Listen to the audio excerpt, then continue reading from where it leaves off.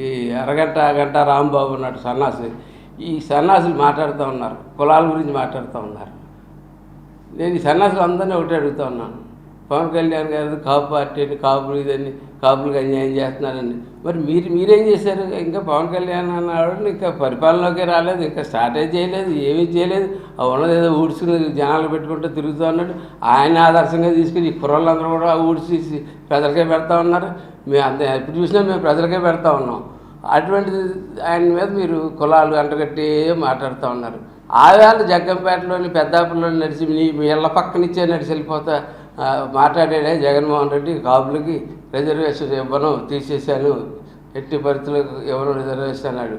మరుసటి రోజు ముందు రోజు కాలేజీలో జాయిన్ అయినోడికి అగ్రగుర్రాలకు ఇచ్చి 50% ఇది ముందు రోజు ఉన్నవాడు రెండో రోజు లేకనే చేసిన వ్యక్తి తూర్పుగోదావరి జిల్లా వచ్చి, అటువంటి వ్యక్తిని కూడా కుక్కలా తిరుగుతున్న మీరు ఇవాళ పవన్ కళ్యాణ్ గారి గురించి మాట్లాడుతున్నారంటే మీరు ఎందుకు సరిపోతున్నారు?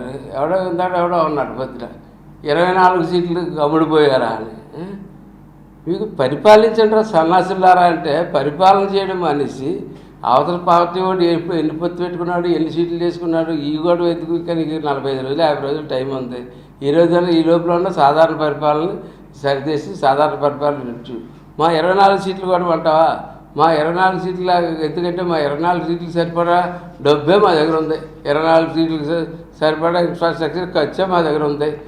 మీ బాబు దగ్గర 1,00,000 కోట్లు, మీ బాబు పరిపాలన నీకులో మేము 1,00,000 కోట్లు తినేలేదు. మా కాయ కష్టంతో మా నాయకుడు కాయ కష్టంతో పార్టీని నడుపుకుంటూ వస్తూ ఉన్నాం.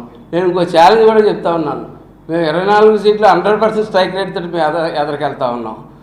నీకు చెప్తా ఉన్నాను, నువ్వు 170 సీట్లతో పోటీ చేస్తాను, నువ్వు 23 సీట్లతో రా, 23 సీట్లు నగ్గి వచ్చిన రోజు ఖచ్చితంగా నువ్వేం చెప్తే అది మేము చేయడానికి మేము సిద్ధంగా ఉన్నాం.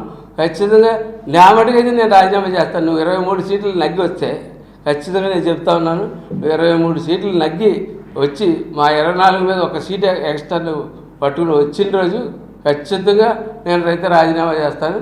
ఒకసారి ప్యాలెస్ దాటి నీకు ఎన్ని సీట్లు వస్తాయో బయటకి వెళ్ళి ఒకసారి మారు యాస వేసుకుని తెలుస్తుంది నీకు ఎన్ని సీట్లు వస్తాయి. దారిలో కానీ యాసం కానీ ఇప్పే కనుక మొఖం పేలిపోయేటట్టు కొట్టేస్తారు ఆడవాళ్ళు. అది చూసుకోమని చెప్పి తెలియజేసి సెలవు తీసుకుంటారు.